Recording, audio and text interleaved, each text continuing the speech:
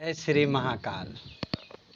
मेरे प्रेमी, अभी मैंने एक नित्यानंद स्वामी जी की वीडियो देखी, आप सबको भी भेज रहा हूँ, देखिएगा।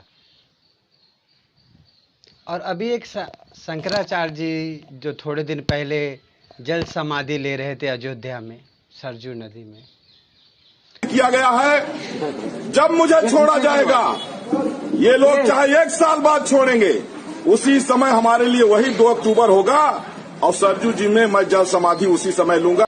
उनका कहना था जो भारत को हिंदू राष्ट्र घोषित किया जाए, लेकिन सरकार ने नहीं सुनी और कुछ मीडिया ने उनका मजाक बना दिया।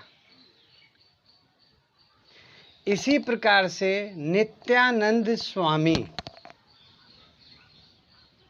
आप सब जानते होंगे, जो उन्हें भी आसाराम बापू के जैसे यौन शोषण में फंसाया गया। मित्रों, यौन शोषण के इल्जाम में घिरे जिस बाबा को हिंदुस्तान की पुलिस ढूंढ रही है, वह भारत से करीब 16,000 किलोमीटर दूर अपना एक नया देश बनाए बैठे हैं। और उस देश के वही स्वामी हैं, वही राष्ट्रपिता है, वही भगवान है। और इनका नाम है ए राजशेखरन उर्फ स्वामी नित्यानंद जी महाराज। बलात्कार में कोई भी अच्छा साधु यदि कुछ अच्छे कर्म करेगा तो उसे फंसा दिया जाता है, जो कुछ नहीं तो बलात्कार में। और यदि वो फंस गया तो ठीक है, नहीं तो अलग अलग प्रकार की ताड़ना दी जाती है उसे। तो इसी प्रकार से नित्यानंद स्वामी जी को भी फंसाया गया। और उनको फंसाने के बाद जब बेल मिली तो उन्होंने एक 16,000 किलोमीटर दूर में एगो टापू खरीदे और टापू खरीद के हिंदू राष्ट्र उसे बनाए।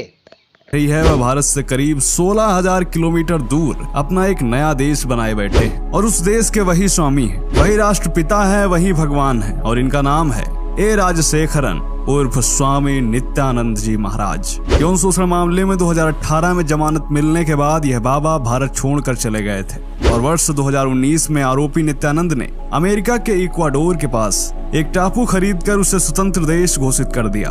नित्यानंद ने कैलासा.org वेबसाइट बनाई और इसके जरिए संदेश दिया कि दुनिया भर के प्रताड़ित हिंदू यहाँ आकर रह सकते हैं। वेबसाइट पर यह बताया गया है कि इस देश का नाम कैलासा है और यह इक्वाडोर के पास स्थित है। यह बिना सीमाओं का देश है। यह देश उन हिंदुओं के लिए है जो किसी भी देश में प्रताड़ित हैं या निष्कासित कर दिए गए हैं। कहा जा रहा है कि यह दुनिया का पहला हिंदू राष्ट्र है। कैलासा अभियान की शुरुआत अमेरिका में हुई और इसकी अगुवाई हिंदू अल्पसंख्यक समुदाय कर रहा है। यह देश दुनिया भर के सताए हिंदुओं और हिंदू बनने के इच्छुक लोगों के लिए सुरक्षित स्थान है।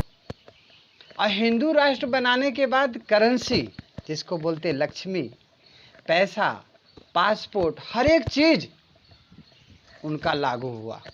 इसे ऋषभ ध्वज कहा जाता है। इस ध्वज में भगवान शिव के वाहन नंदी के साथ नित्यानंद भी नजर आ रहे हैं। इस नए देश के लिए पासपोर्ट से लेकर देश के संविधान और कानून की भी रूपरेखा तय हो गई है। मित्रों, आपको यह बता दें कि कैलासा कोई आश्रम या अड्डा नहीं है, बल्कि अपने आप में पूरा राष्ट्र है, जो दुनिया का एक लौता हिंदू राष्ट्र है, जिसका अपना पासपोर्ट है, अपना संविधान है, अपनी सेना है, अपनी करेंसी है। इस देश या टापू की लोकेशन के बारे में अभी तक कोई जानकारी खुलकर सामने नहीं आई है। नित्यानंद ने वेबसाइट के जरिए जो जानकारी दी है उसके मुताबिक कैलासा नामक इस देश का राष्ट्रीय पशु भगवान शिव का वाहन नंदी है। इकोने ध्वज पर नित्यानंद को भगवान शिव के अंदाज में दिखाया गया है और नंदी उनके सामने बैठा है। यहाँ का राष्ट्रीय फूल कमल है, राष्ट्रीय पक्षी सारबम तथा राष्ट्रीय पेड़ बरगद को रखा गया है। इस देश का अपना रिजर्व बैंक भी है। इस देश की अर्थव्यवस्था इस तरह तैयार की गई है जो पूरी तरह हिंदू धर्म के इर्द।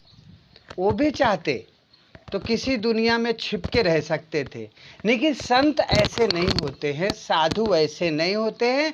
साधु का सदा मन में यही विचार रहता है, जो मानव के लिए, जनजाति के लिए, हर जीव के लिए मैं कुछ करूं।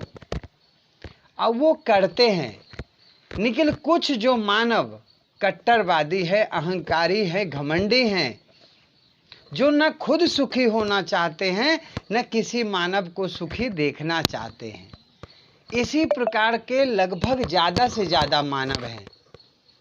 यदि आप मानव का हित चाहते हैं तो मुझसे जुड़े रहें और मेरी बातों को शेयर किया करें। जो किसी न किसी दिन तो वो दिन आएगा जो मुझ पे भी उंगलियां उठेंगी और कलंक लगेगा, जो बाबा ऐसे कैसे बलात्कारियों का साथ दे रहा है। मैं बलात्कारियों का नहीं, मैं नेक दिल इंसानों का साथ दे रहा हूं जो मानवता के लिए कुछ करना चाहते हैं। क्या आप उसमें हैं? आप जीव सेवा करना चाहते हैं, मानव सेवा करना चाहते हैं तो मुझसे जुड़े रहें।